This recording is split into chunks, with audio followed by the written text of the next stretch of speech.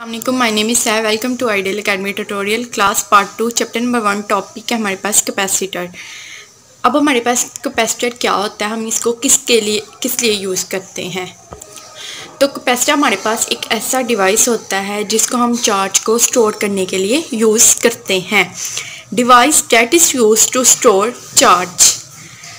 अब हम क्या करते हैं कि हम चार्ज को स्टोर कर लेते हैं। हम ये चाहते हैं कि हम चार्ज को स्टोर करें और बाद में उसको यूटिलाइज़ कर दें, ठीक है, कि काफ़ी देर तक हमारे पास वो चार्ज जो है वो स्टोर है। उसके लिए हम यूज़ करते हैं कैपेसिटर को।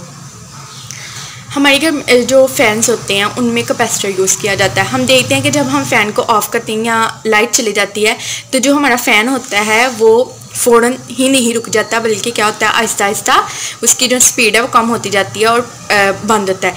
इट्स मीन कि हमारे पास वहाँ पे जो कैपेसिटर यूज़ हुआ है वो चार्ज दे रहा है उसको, ठीक है। उस चार्ज के जब तक वो कंज्यूम नहीं हो जाता सारे का सारा, तब तक हमारा फ़ैन जो है वो नहीं रुकता। इसका मतलब है कि हम चार्ज जो हमने स्टोर किया है उसको वो हमारे पास क्या होता है, काफ़ी देर तक हम उसको यूटिलाइज़ करवा सकते हैं। इसका मतलब कि कैपेसिटर हमारे पास एक ऐसा डिवाइस है जो चार्ज को स्टोर करता है। अब हम देख लेते हैं कि हमारे पास जो कैपेसिटर है वो होता किस तरह का है, उसकी कंस्ट्रक्शन क्या है। तो उसकी कंस्ट्रक्शन है कि हमारे पास दो कंडक्टिंग प्लेट्स होती हैं, 2 कंडक्टिंग प्लेट्स। सेकंड हमारे पास क्या है कि उन प्लेट्स के दरमियान कौन सा मीडियम है, ठीक है। ये 2 प्लेट्स हैं हमारे पास, ठीक है, कंडक्टिंग प्लेट्स हैं। अब हमने क्या किया, इन दोनों प्लेट्स पे चार्ज को स्टोर करवाना है। चार्ज को हम स्टोर करवाएंगे अगर हम उसको बैटरी के साथ कनेक्ट कर देते हैं।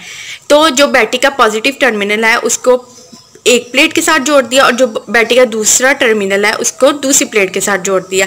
अब जो पॉजिटिव था उस वाली प्लेट पे सारे का सारा पॉजिटिव चार्ज और जो नेगेटिव वाला था उस प्लेट पे सारे का सारा नेगेटिव चार्ज।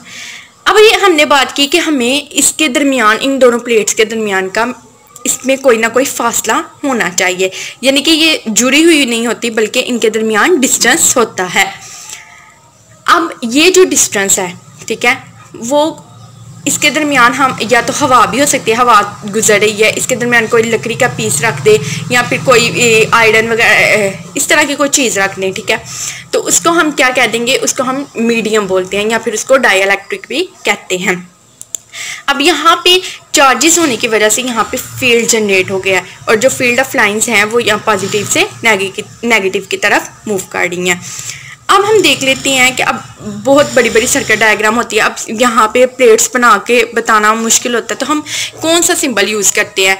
तो हम इसके लिए सिंबल यूज़ करते हैं, हम 2 लाइंस जो कि हमारे पास पैरेलल होती हैं, इनको हम यानी कि इन प्लेट्स जहाँ पे मैंने ये प्लेट्स लगाई हैं वहाँ पे अगर मैं ये 2 पैरेलल लाइंस लगा दूँ तो ये इन प्लेट्स को शो करेगी।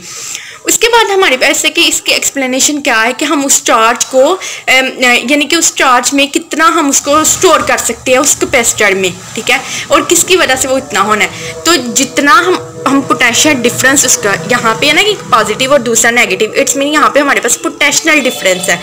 जितना पोटेंशियल डिफरेंस ज़्यादा होगा, जितना पोटेंशियल डिफरेंस ज़्यादा होने की वजह से हमारे पास चार्ज भी ज़्यादा स्टोर होगा। Q डायरेक्टली प्रोपोर्शनल है V के। अब मैंने क्या करना है, इस प्रोपोर्शनल की अलामत को ख़त्म करना है, तो इसके लिए मेरे पास कोई ना कोई कांस्टेंट भी आना चाहिए। तो यहाँ पे मैं जो कांस्टेंट यूज़ करूँगी वो मेरे पास C होगा। C यहाँ पे शो कर रहा है कैपेसिटेंस को। तो अगर मैं इसको अलग से कैपेसिटेंस को लिखना चाहूँ तो C = Q/V। Q मेरे पास चार्ज है, V मेरे पास पोटेंशियल डिफरेंस है। अब मेरे पास कैपेसिटेंस क्या होती है, तो capacitance is the ability of capacitor to store charge. Capacitance किसी भी कैपेसिटर की वो सलाहियत है जो उसको चार्ज को स्टोर करने के लिए होती है, ठीक है, उसको हम बोलते हैं कैपेसिटेंस। अब कैपेसिटेंस की डिपेंडेंस क्या है, तो हमारे पास वो ज्योमेट्री ऑफ द कैपेसिटर, ठीक है, कि 2 प्लेट्स के दरमियान का एरिया कितना है और हमने उसको जो सी हमारे पास सेपरेशन हुई है दोनों प्लेट्स के दरमियान, उसकी ये सारी चीज़ें ज्योमेट्री को शो करती हैं। इट्स मीन यहाँ पे हम कह सकते हैं ज्योमेट्री ऑफ द कैपेसिटर। उसके बाद हमारे पास the medium between the plates, कि कौन सा मीडियम हम यूज़ कर रहे हैं इन 2 प्लेट्स के दरमियान, तो ये कैपेसिटेंस की डिपेंडेंस होगी। अब हमारे पास जो कैपेसिटेंस है उसका यूनिट क्या होता है, तो उसका यूनिट फैरेड होता है। फैरेड हमारे पास किसके इक्वल होगा, यहाँ पे हम देख लेते हैं क्यू हमारे पास क्या है, चार्ज, चार्ज का यूनिट होता है कूलम, वी हमारे पास पोटेंशियल डिफरेंस है, इसका यूनिट क्या होगा, वोल्ट। तो 1 farad is equal to coulomb, farad is equal to coulomb over volt. अब 1 farad is equal to 1 coulomb over 1 volt. अब फैरेड की हमारे पास क्या डिफाइन होगी, तो फैरेड की हमारे पास ये डिफाइंड होगी, the capacitance of a capacitor is said to be 1 farad if a charge of 1 coulomb given one of the plate, पहले plate capacitor produce a potential difference of 1 volt between them. यानी कि हमारे पास capacitance 1 farad तब होगी जब हमारे पास जो ये दो प्लेट्स हैं, पैरेलल प्लेट्स हैं, उन पर जो चार्ज है वो 1 कूलम हो, उनके दरमियान का जो पोटेंशियल डिफरेंस जो हम वहाँ पे प्रोड्यूस हो रहा है वो 1 वोल्ट का हो, तो वो 1 फैरेड के बराबर होगी। तो ये था 1 फैरेड किसके बराबर होगा, कूलम ओवर वोल्ट। तो ये था कैपेसिटेंस का यूनिट। आज का हमारा टॉपिक यहीं तक था। इसमें किसी भी चीज़ की समझ ना आई हो तो इसमें आप कमेंट बॉक्स में पूछ सकती हैं। नेक्स्ट वीडियोज़ के लिए हमारे चैनल को सब्सक्राइब करें। Thanks for watching my video.